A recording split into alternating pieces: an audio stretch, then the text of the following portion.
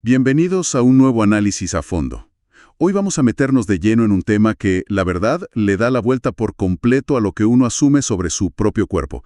Soy su anfitrión y, bueno, estoy aquí con nuestra experta para desempacar algo fascinante. Hola, ¿qué tal?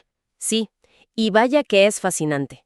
Vamos a explorar cómo funciona realmente nuestro mecanismo de defensa, pero desde el lente de la filosofía homeopática. Exacto.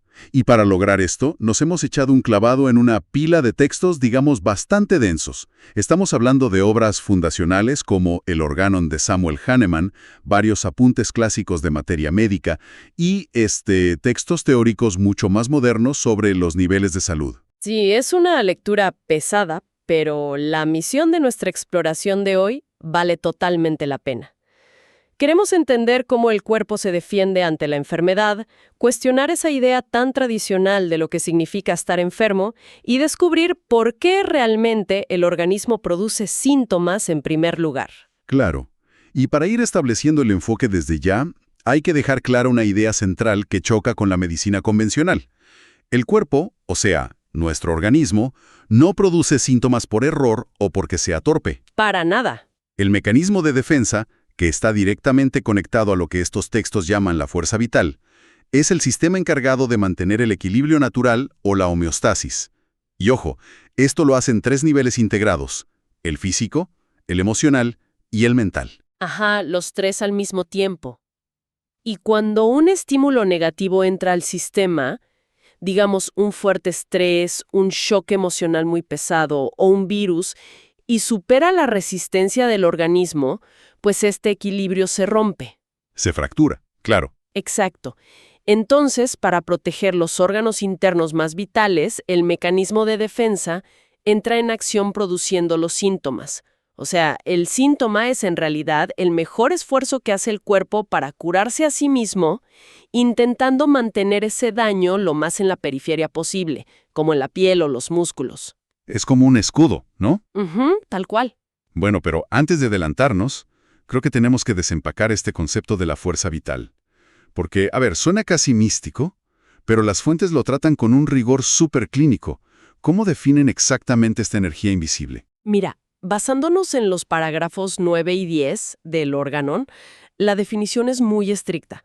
Nos dicen que en estado de salud hay una fuerza dinámica e inmaterial que rige el cuerpo físico. Es la que gobierna todo. Ajá. Sin esta fuerza, el organismo material estaría, pues, muerto, simplemente sujeto a la descomposición química, como cualquier materia. Es esta fuerza vital la que conecta y da vida a los planos mental, emocional y físico. O sea, a ver si esta analogía sirve para aterrizarlo un poco. Yo me lo imagino como la arquitectura de una computadora. Podríamos decir que la fuerza vital es como el sistema operativo maestro, ¿no? Windows o MacOS. Y el mecanismo de defensa sería el software antivirus que ya viene integrado. Me gusta, ¿sí? Entonces, cuando entra un estímulo negativo, un virus informático, un archivo corrupto o un shock en la vida real, el antivirus salta de inmediato para mantener el sistema a flote. Empieza a bloquear cosas para que el disco duro no colapse. Es una analogía buenísima. Y para validarla y llevarla un paso más allá, hay que entender que este mecanismo de defensa no es ciego ni actúa al azar. Claro, no está adivinando. Exacto. Incluye todos los sistemas físicos que ya conocemos. El sistema inmunológico, el endocrino, el nervioso simpático y parasimpático. Pero la clave aquí es que funciona como una totalidad integrada. O sea, no actúan por separado. Para nada. El mecanismo de defensa ordena a cada parte exactamente qué hacer. Acelera el corazón, sube la temperatura, lo que sea necesario para proteger la supervivencia del individuo, pero en los tres niveles de su existencia. Y esto nos lleva a un punto causal súper interesante. Si este antivirus biológico tiene que proteger al individuo en tres niveles distintos al mismo tiempo, pues lógicamente tiene que priorizar. Tiene que haber una jerarquía sobre qué nivel salvar primero y qué nivel, digamos, sacrificar. Totalmente. Y ese es uno de los conceptos más brillantes de esta teoría. Los textos describen un modelo tridimensional. Imagina un cono o esferas concéntricas. Ok, un cono. En el centro absoluto, en el núcleo más protegido, está el plano mental y espiritual. Ese es el más vital. Es tu cordura, tu identidad. El procesador central. Ajá. Luego, rodeando ese núcleo, en la capa intermedia, tienes el plano emocional. Y finalmente, la capa más externa, la periferia total, es el plano físico. O sea, la piel, los músculos, los órganos menos vitales. A ver, espérame. Si estoy entendiendo bien la mecánica de esto, eso significa que tener un sarpullido o un eczema horrible en la piel no es una señal de que el cuerpo está fallando, sino que al contrario, es una prueba de que el mecanismo de defensa es súper fuerte y está manteniendo el problema lejos del cerebro o el corazón. Exacto. Yo estoy convencida de que esa es la revelación más grande de toda esta filosofía.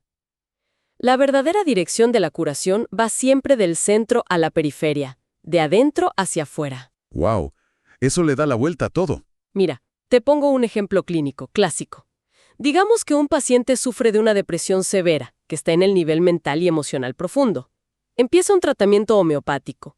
La depresión mejora muchísimo, empieza a tener ganas de vivir, pero de repente desarrolla dolores articulares crónicos o un problema en la piel. Que cualquiera diría, uy, qué mala suerte, se curó de una cosa y se enfermó de otra. Exacto, desde la visión convencional es una tragedia, pero bajo esta lente es una señal clínica excelente. El mecanismo de defensa se ha fortalecido lo suficiente como para agarrar esa enfermedad que amenazaba el núcleo mental y empujarla hacia afuera, hacia el nivel físico. Sacrificó la comodidad periférica para salvar el centro de mando. Tal cual. El desequilibrio ahora está en las articulaciones, pero la mente está a salvo. Y eso, bueno, cambia por completo la forma en la que uno interpreta lo que siente en el día a día. Porque si asumimos que estos síntomas físicos en la periferia son en realidad escudos protectores, pues surge una pregunta obligada. ¿Qué sucede cuando, como sociedad, intentamos eliminar esos síntomas a la fuerza? Uy, ahí es donde entramos en terreno peligroso. Y es lo que contrasta el método de lo similar cura lo similar, con el peligro de la supresión. Ok, desempaquemos eso. Empezando por el síntoma como aliado. Claro. Tomemos el ejemplo de la fiebre, que es súper común. Ante una bacteria, el mecanismo de defensa no entra en pánico. Hace un cálculo térmico y eleva la temperatura corporal de forma intencional para, literalmente, quemar al invasor.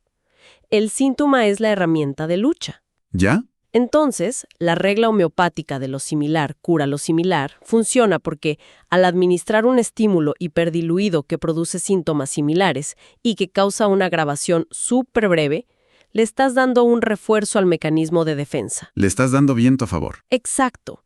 Lo apoyas en la dirección exacta en la que ya decidió luchar. Claro, y me imagino que el enfoque contrario, el método alopático supresor, es hacer todo lo opuesto. Las fuentes hablan mucho de esto. Relatan cómo aplicar cremas de cortisona para un eczema o usar fármacos fuertísimos para suprimir dolores. Básicamente, destruye esa barrera periférica. Es que borras el esfuerzo del cuerpo. Es como si, digamos, la casa estuviera en llamas. La alarma de incendios, que es el síntoma, empieza a sonar a todo volumen. Y nuestra solución moderna a veces consiste en ir corriendo y simplemente arrancarle los cables a la alarma para dejar de escuchar el ruido. ¡Qué buena imagen! Hay silencio, sí, pero el fuego sigue avanzando hacia las habitaciones principales. Al destruir ese esfuerzo en la periferia, el mecanismo de defensa se debilita, y las fuentes advierten que se ve obligado a crear una nueva línea de defensa en un órgano mucho más vital. Exactamente. Por eso ves casos donde se suprime un eczema en la infancia y años después ese mismo paciente desarrolla asma bronquial. Y si suprimes el asma, la enfermedad retrocede hacia el núcleo, provocando ansiedad crónica o úlceras. Pero, a ver, aquí quiero hacer de abogado del diablo, porque seguro quienes nos escuchan lo están pensando. ¿No hay síntomas que sí son objetivamente peligrosos y que tienen que detenerse? O sea, ¿qué pasa si la fiebre sube a 41 grados o si hay una hemorragia severa? No te vas a quedar cruzado de brazos admirando la sabiduría del cuerpo, ¿no? No, por supuesto que no. Y la filosofía clásica es muy clara en eso. Es totalmente neutral ante situaciones de extremo riesgo. Hay que distinguir entre organismos en un estado curable y los que están en un estado incurable. ¿Ok? ¿Dónde está la línea? En un estado curable, la vitalidad todavía tiene energía para usar el síntoma como defensa. Ahí hay que respetarlo y apoyarlo. Pero en un estado donde el mecanismo de defensa ya se rindió o hay daño estructural grave, como esa hemorragia por colitis ulcerosa que mencionas, el síntoma ya no protege, solo destruye. Ya, el sistema colapsó. Exacto. En esos momentos de crisis de supervivencia pura, la intervención mecánica, química o quirúrgica de la medicina convencional no solo es útil, es absolutamente indispensable para salvar la vida. Claro, el pragmatismo ante todo. Pero, sabiendo esto, que reprimir constantemente los síntomas periféricos empuja la enfermedad hacia lo más profundo de nuestra psique, creo que es momento de analizar el origen. O sea, ¿qué tipo de impactos originales son tan fuertes como para obligar al mecanismo de defensa a colapsar y crear esta cadena de enfermedades crónicas en primer lugar? Bueno, Para entender eso, las fuentes desgranan el comportamiento humano en 3 instintos de supervivencia. Son 3 tipos de fuentes de estrés o estímulos negativos que abruman a la fuerza vital. a ver, vamos uno por uno. El primero. El primero es el más básico, la supervivencia física. Es la base material. Necesito comida, necesito un refugio, trabajo, dinero para sobrevivir mañana. Lo más instintivo. Ajá. Y aunque parezca contradictorio, las frustraciones o pérdidas en este nivel causan enfermedades que son clínicamente muy manejables. El cuerpo humano está biológicamente diseñado para tolerar la falta de recursos físicos bastante bien. Ya veo. Entonces el problema grave viene en los siguientes niveles. ¿Cuál es el segundo? El segundo es la supervivencia emocional y sexual. Aquí hablamos del impulso de conexión, de reproducción, de amar y ser amado. ¡Uf! Territorio minado. Totalmente. Un choque en este nivel, un divorcio devastador, perder a un hijo, un rechazo severo en la infancia, devasta el plano emocional. Y esto crea patologías muchísimo más complejas y crónicas. El mecanismo de defensa se fractura de formas que el estrés laboral simplemente no logra. Claro. El cuerpo intenta materializar un corazón roto. Y el tercer instinto, me imagino, apunta al núcleo absoluto del que hablábamos. Sí, la supervivencia espiritual. Y no hablo de religión, sino de la necesidad existencial más profunda del ser humano moderno. Las preguntas de ¿quién soy? O ¿cuál es mi conexión con el universo? El propósito, digamos. Exacto. Hacer cosas que van en contra de tu propia conciencia o sufrir crisis existenciales profundas ataca al nivel más alto. Y las consecuencias patológicas de esto son las más difíciles de desenredar. Yo estoy seguro de que este análisis explica a la perfección la ironía de nuestro contexto moderno. O sea, en las sociedades occidentales, en gran medida, hemos resuelto la supervivencia física básica. Sí, la mayoría tiene que comer y dónde dormir. Exacto. Tenemos más comodidades físicas que nunca en la historia humana. Pero, paradójicamente, nuestros mecanismos de defensa están colapsando a un ritmo alarmante. Porque estamos siendo bombardeados en los otros 2 niveles, constantemente. Exacto. Estamos perdiendo la batalla en el nivel espiritual y emocional. Vivimos con relaciones superficiales, trabajos que vacían el propósito, una sensación crónica de aislamiento. Todo esto fuerza a nuestros cuerpos a vivir en un constante estado de alarma biológica, empujando esa presión interna hacia manifestaciones físicas crónicas. Y encima, cada vez que el cuerpo logra empujar ese dolor existencial hacia la periferia en forma de alergia o dolor de cabeza, corremos a suprimirlo con la primera pastilla que encontramos. Le cerramos la válvula de escape una y otra vez. Es tremendo. Y bueno, creo que esto transforma por completo nuestra visión de la salud. Para quienes nos escuchan, la próxima vez que sientan un síntoma menor, un resfriado común o una erupción en la piel, la invitación es a no entrar en pánico automático. Ni buscar silenciarlo de inmediato, claro. Exacto. Vale la pena hacer una pausa y preguntarse, ¿de qué batalla más profunda me está protegiendo mi propio mecanismo de defensa en este momento? Es un cambio de mentalidad brutal. Y, de hecho, si me permites, me gustaría dejar una reflexión final, algo para llevarse y pensar. Por favor, adelante. Si el cuerpo utiliza los síntomas físicos como un escudo exterior diseñado para evitar que el trauma emocional y espiritual destruya nuestra mente, uno se pone a pensar, ¿podría ser que gran parte de nuestras dolencias físicas crónicas de hoy en día sean en realidad las cicatrices no resueltas de conflictos emocionales o espirituales que nuestro propio cuerpo se niega a dejar entrar a nuestro corazón? Uf, O sea, ¿qué pasaría con nuestra sociedad si en lugar de anestesiar cada pequeña molestia, aprendiéramos de una vez por todas a escuchar la historia que nuestra fuerza vital está intentando contarnos? Nos quedaríamos sin palabras como yo justo ahora. Es una frontera fascinante. Muchas gracias por guiarnos en este análisis, ha sido espectacular.